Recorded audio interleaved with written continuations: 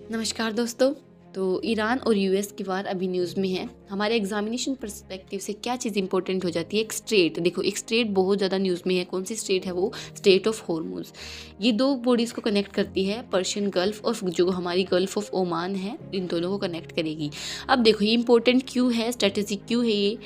क्योंकि देखो ये जो कंट्रीज़ हैं, सऊदी अरेबिया है, यूएई है, कतर है, ईरान है, ये सारी की सारी ऑयल प्रोड्यूसिंग कंट्रीज़ हैं और ये जो वर्ल्ड का 20% जो क्रूड ऑयल है उसको एक्सपोर्ट करती हैं।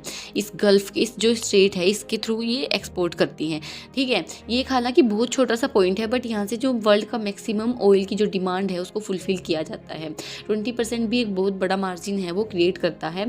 तो अभी क्या है, वॉर की वजह से ये जो स्ट्रेट है ये बिल्कुल चोक हो चुकी है। यहाँ से जो शिप्स थी वो नहीं जा पा रही हैं, उसकी वजह से क्या है, जो ऑयल की एक्सपोर्टिंग है वो भी नहीं हो पा रही है, ऑयल सप्लाई है वो नहीं हो पा रहा है। यूएस है, यूरोपियन यूनियन है, इंडिया है, चाइना है, ये सारी की सारी कंट्रीज़ हैं, ये इसी स्ट्रेट के थ्रू अपना जो ऑयल है वो एक्सपोर्ट करती हैं, इंपोर्ट करती हैं अपनी कंट्रीज़ में। ओके, तो इसी वजह से ये जो स्ट्रेट है ये काफ़ी इंपॉर्टेंट हो जाती है। अगर हम बात करें हमारी जो चाइना है, इंडिया है, इनके ऊपर इम्पैक्ट की, तो चाइना इसमें से 5.4 मिलियन जो बैरल्स है क्रूड ऑयल के उनको हर दिन अपनी जो कंट्री है उसमें इंपोर्ट करता है। इंडिया है वो 2.1 मिलियन बैरल्स है वो पर डे इंपोर्ट करता है। ये फिजिकल ईयर 25 का डेटा है। ओके, अभी लास्ट ईयर भी इस जो स्ट्रेट है उसके प्रॉब्लम्स हुई थी, उस वजह से न्यूज़ में थी।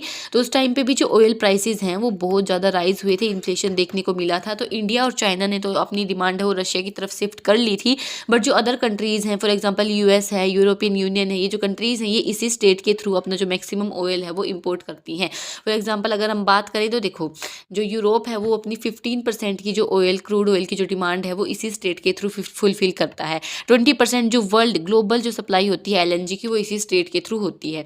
ओके, अब देखो यूएस की बात करें तो यूएस 7% जो अपना ऑयल डिमांड है वो इसी स्टेट के थ्रू फुलफिल करता है, ठीक है। तो इसीलिए क्या है, अब देखो यहाँ पर चौक पॉइंट हो चुका है, तो इकोनॉमिक इसका इम्पैक्ट रहेगा कि इन्फ्लेशन के कारण क्या है, जो ऑयल प्राइसेस है वो राइज हो रहे हैं, सप्लाई कम है, डिमांड अभी भी उतनी ही है, सप्लाई गिर चुकी है क्योंकि जो शिप्स हैं वो जो ऑयल लेकर जा रही थी वो यहीं पर स्टक हो चुकी हैं वॉर की वजह से।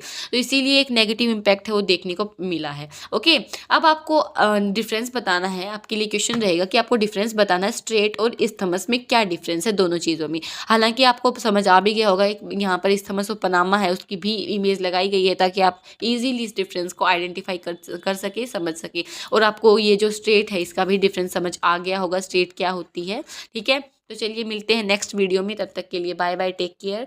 वीडियो को लाइक करो, शेयर करो और सब्सक्राइब करो चैनल को, ठीक है। जितना हो सके उतना शेयर करो। Thank you.